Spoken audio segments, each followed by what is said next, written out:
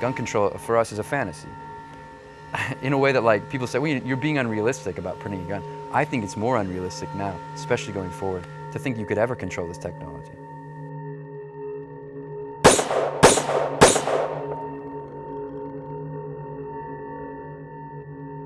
"2012 was a bloody year in America, one that saw 16 mass shootings in 15 different states.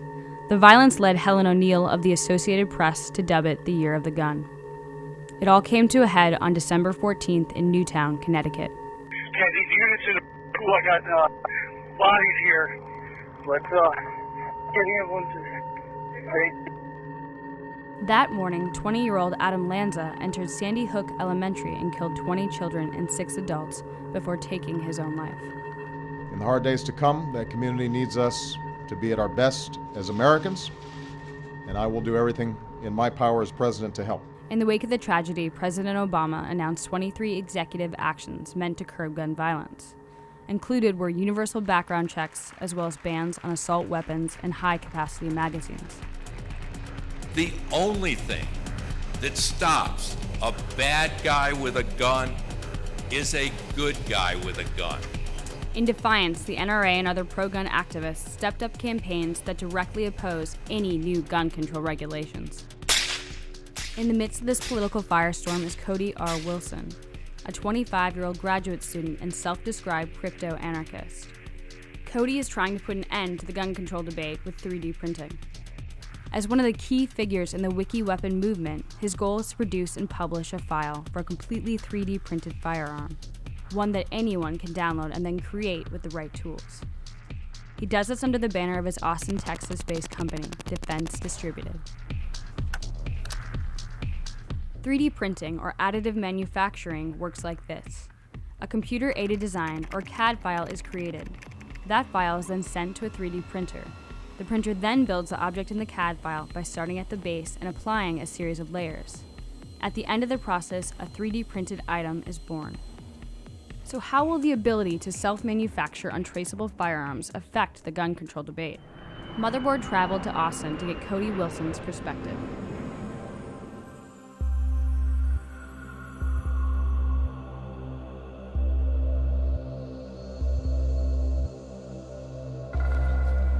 So this is my warehouse. Basically, it's a space that we've been using since August.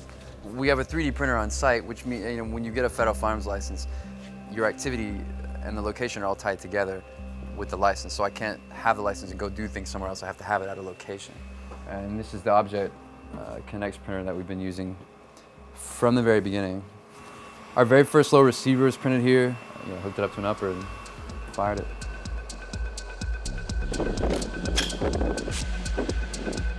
So the project begins and no one will listen to you. Okay, so this is testing the printed lower with an AR-57 upper. You fight just to be heard.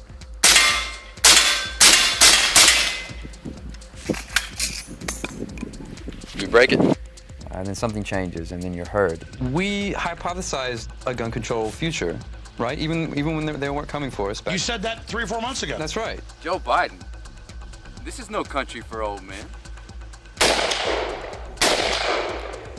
We really don't think it's a stunt, man. I think the state's now making it easier for us to prove this point, whatever this permanent assault weapon ban is going to be. How's that national conversation going? Is this guy a hero or a villain? That's a good question. By Defense Distributed in Austin, Texas. My partner, Ben Denio, the guy who basically came up with the idea with me, we were on the phone and Ben was like, we could be like arms manufacturers. That'd be cool, right? And like, what about 3D printing, And at that point, we weren't aware that anyone had done it or was trying to. And I said, if we could print a gun, other people could do this. Like, what if we gave it away, open source style? What would that mean? And we realized, wow, this is really attractive.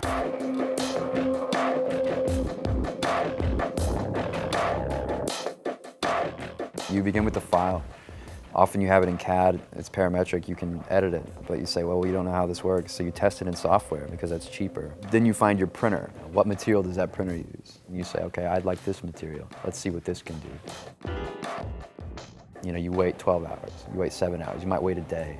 Okay, now we have a piece. And in the case of low receivers, it's easy. I mean, it's not dangerous if it fails. Defense Distributed is currently focused on designing a durable lower receiver, which is the mechanism that houses the trigger. All of their lower receivers to this point have been designed for the highly customizable AR-15, the same type of gun used in the Sandy Hook massacre. You know, we couldn't have predicted Sandy Hook and some of these other events, but people say, you know, where do you think your project fits within this greater discussion about gun control? If we make a Second Amendment argument, it's all the way, it's to the limit. But I don't like to make it about the Second Amendment or gun control at all. It's more radical for us. Like, there are people from all over the world downloading our files, and we say, good. You know, we say you should have access to this. You simply should. We left the warehouse and traveled across town to Cody's apartment, which doubles as Defense Distributed HQ. It is also home to his private arsenal. All the magic that the ATF loves to regulate happens right in here. So this is the firearm in commerce. None of this is serialized. You know, you can order this right through the mail. You know, if you're 12 years old, you can buy it online. You know, which I think is a thing of beauty. I like fitting the clear piece to it because you can kind of see everything inside. The only problem that this piece has is it just simply can't take some of the recoil forces. And I think we can fix that. So this is 1,080 rounds of corrosive 5.45x39. What's great right now about America is you can buy ammunition online, you know, right? And this is post Sandy Hook craze ammo, I found. Good deal. The question that I hear a lot is, well, why does anyone need, you know, an ammunition clip from more than 30 rounds, you know, or 30 rounds? Why does anyone need that? Don't you know they can do all kinds of harm with that? Why shouldn't we limit their reload times? But I think there's an error there, and I can like demonstrate it in other ways. Well, why does anyone need 2 houses? Or why does anyone need to make more than $400,000? You hear it every day. It's just a kind of dim view of human spontaneity. Like, because we're so free, everything must be prohibited. I've only let like one other crew up here. Canada Global News, just because they're so, just like the terrorism, like they're just so terrified by it.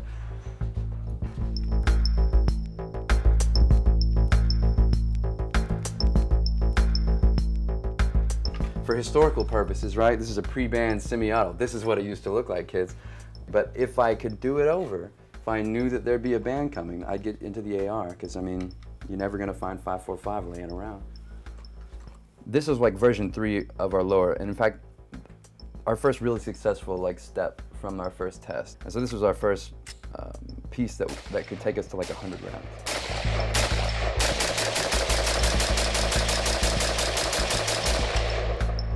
And like the design of the AR system allows this. I mean, people have carved lowers out of wood. You know, this isn't, we're not trying to say like, oh, you know, here it is. We're trying to prove a point. They're like, look, you can print this out of plastic. And just to take the New York Times point specifically, you can do this in your bedroom.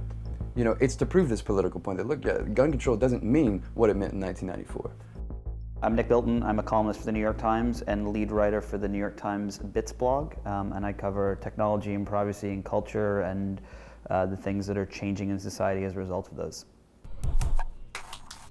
When you first see something that's printed out in 3 dimensions, it kind of blows your mind a little bit. And so I'd always tracked this technology as I'd been a reporter at the Times. And one day I was on Thingiverse, which is a website which allows you to upload parts for 3D printers and then download them. And I came across a gun part, and I was kind of blown away. I was like, what is this thing? And the more I started to research, the more I started to find out that there was this very, very small group of people that were exploring building a 3D gun. Thingiverse.com, which is kind of like known in the hobby or the maker community to be like this repository of community information for 3D printing, it decided to take unilateral action and just remove all these gun-related files. And, you know, it seems pretty clear it was a response to Sandy Hook. So look, you know, without even judging what they're doing, it just is an act of censorship in my mind. Yeah, they have a terms of service that say, well, you can't have gun files, but they had hosted those files, some of them for up to like over a year. But those files immediately went down, and we recognized, okay, you know, people don't know, at least in the maker community, where to go now. So we decided to launch defcad.org and hosted all the files that they took down. And then since then, people have now doubled the files that we have, just sending us files. I get files at least once a day, you know, sometimes more. Oh, cool, the Blaze article's out. People rushing to download online blueprints. So it's like, you know, and this will only reinforce what's going on. So it's a piece about our site, defcad, talking more or less about how, you know, there's a virtual rush on, oh yeah, I posted this list of all the government visitors to our site. Okay, there's not like strong sharing or anything on it yet, but... Cody Wilson had been featured in Wired, I believe, and then he'd also kind of made the news as his 3D printer had been taken away after he'd put a video online explaining what he was going to do. On September 26, 2012, Cody was notified that the 3D printer he had recently began leasing was being repossessed.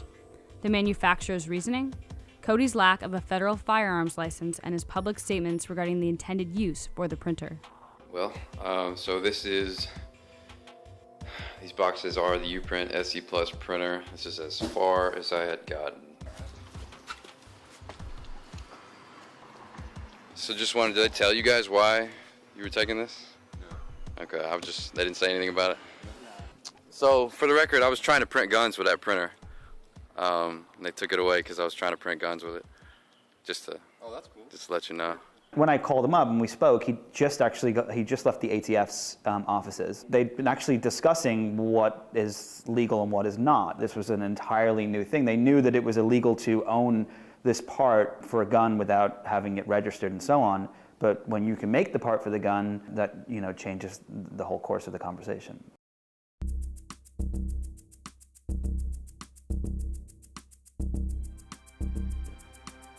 Okay, that's the best way to talk about it. This whole piece, begins from an Aegis file that can be CNC milled into like a metal receiver. It's just not built for being in plastic. So when we had fired our first one, we noticed a lot of give in the back of the piece. It was bouncing, it was flexing, and then the recoil of the gun tore right through this buffer tower. So we doubled the thickness all the way around. And we thought, even marginally, that improves the strength, especially in the object material we were using. I'm kind of out here with only 2 or 3 people helping in Austin. We concentrate our efforts on lowers, and like I'm just now starting with magazines. And in fact, the whole operation has pivoted. I've got 4 or 5 guys, really all the people that I know are talented in SolidWorks, working on high capacity magazines. It proves the point much better than the lower receiver does. You can't ban a box and a spring.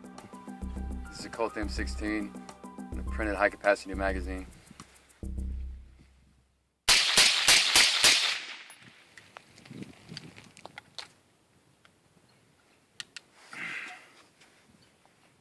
We come out and we say, yeah, look, we're willing to look like idiots, but the interest is in preserving firearms on the internet. And people like that message, despite this whole kind of idea of democratic consensus. I mean, there's a lot of people who are interested, so they do whatever they can. We get donations every day, Cody's 24 years old. When I was 24 years old, I was reading books about, Israel and Gaza and believed that there were this kind of conspiracy and that, and it's part of who we are. It's part of what we do, and it just happens that Cody has decided to stick with guns as his thing that he's going to fight for. There's this Fukuyamist idea that history had ended after the Cold War, right? And that if we could just tweak neoliberal democracy, everything's going to be fine forever. That somehow this is the final political form. I mean, this is ridiculous. And you can see it. There's no evidence of a political program anymore in the world. In America, there aren't genuine politics. There's the media telling you Barack Obama versus Mitt Romney is the epic clash of ideology, when we both know they're globalist neoliberals. I mean, they both exist to preserve the interest of this relatively autonomous class of Goldman Sachs bankers.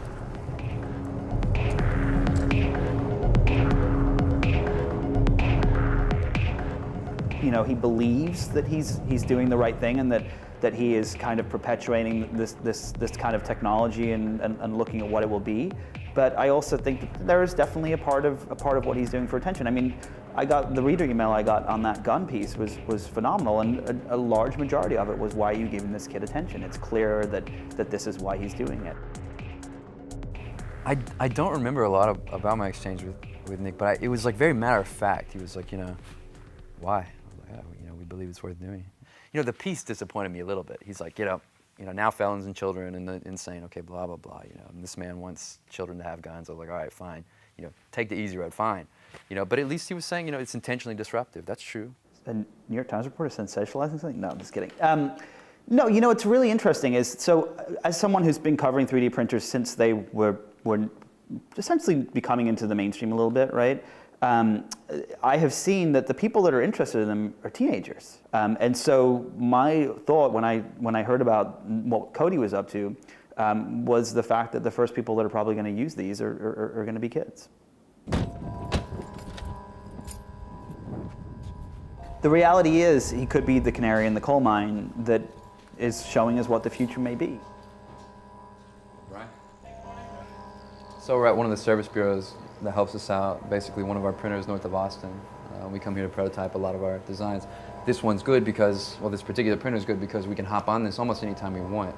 The volume of the machine is such that we can just kind of come in as with other pieces that are being printed.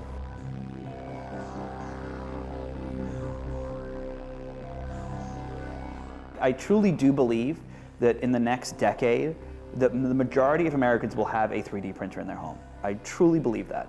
They will be printing out cups and plates and furniture and all these different things. And some of those people will be printing out weapons with that. And I think that that's something that we should be talking about now, not waiting until it happens a decade from now. The science fiction writers that we all grew up, they imagine worlds where technology solves problems. They don't imagine worlds where it creates problems and kills people. When Bree and MakerBot and those guys developed these 3D printers, they imagined people making clothes hooks and baby pins and all of these wonderful things that make the world a better place. They had no concept, none of us had any concept, that these things would be used to create weapons that would kill people. You have people like Cody that come along and look at something that you think is a cute little kitten and realize that he can program it to kill people. Other people can stand on our shoulders and learn from what we've done and take it farther. We reached out to Bree Pettis, who is CEO of MakerBot and co-founder of Thingiverse, but he refused to comment on this story.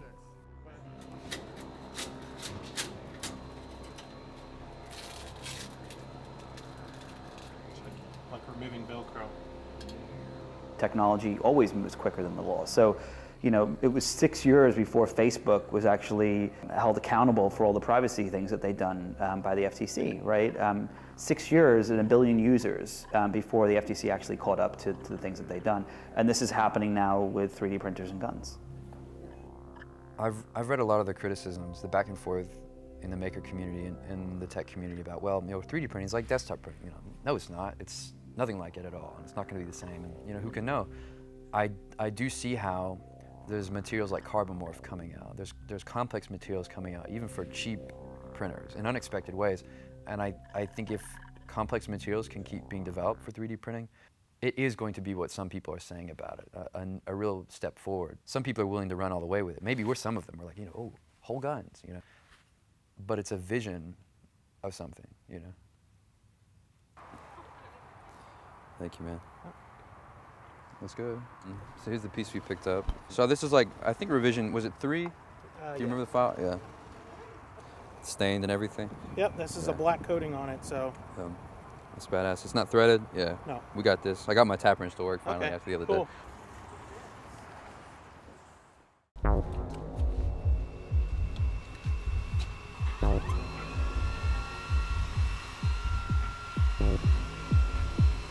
So we're printing 2 magazines today, Mike. They're both 30 round. And the point is just a demonstration. So one's a USGI mag. It probably won't work very long. But one of these shells I think really will. But anything over 10 at this point proves a point. You know?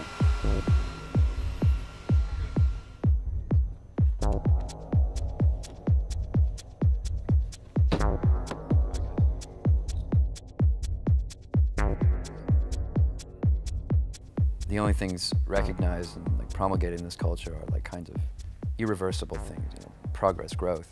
To have a symbolic gift like the printable gun does so much ideological damage and violence to these ideas. You hear these progressives talk all the time about the wrong side of history, like somehow we're gonna get to some result and it's all gonna be whole and good, and we say no, here's an element of reversibility and there's nothing you can do about it. It's like the intelligence and transparency of evil itself. It can't be ignored. A supporter of Defense Distributed joined us for the field test. He asked that we not use his real name. Hey, you know, Feinstein's bill, right, would regulate semi-autos harsher than fully automatic weapons. Wow. If it was to be passed today as it was proposed.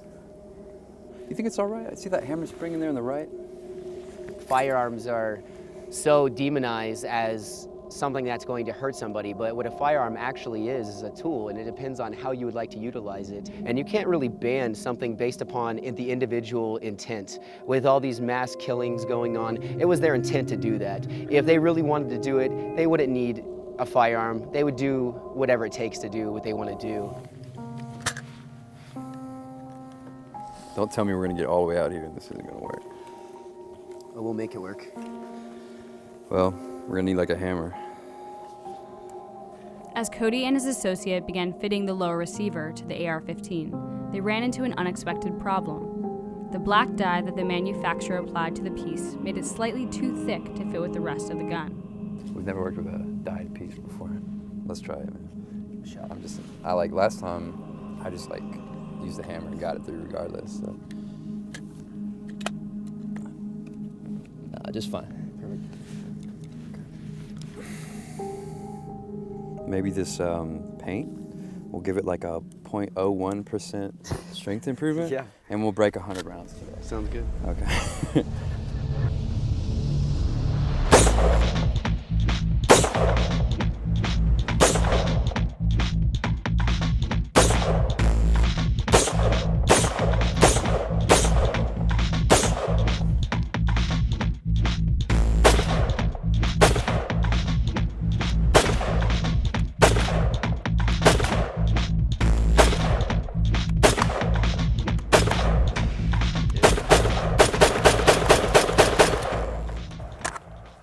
Empty? Done. Oh, we broke it? Okay. I thought it'd do well. How many rounds was that? Well, I've got a mag. You know, just pattern. At this point, you know, this is like, what, Gen 3? I mean, we know how this one's gonna break, so it's just like we told you, right through the... 27 rounds. We know that we're already in a better place in this. But I'm happy to demonstrate 30 rounds for you today, you know? Definitely.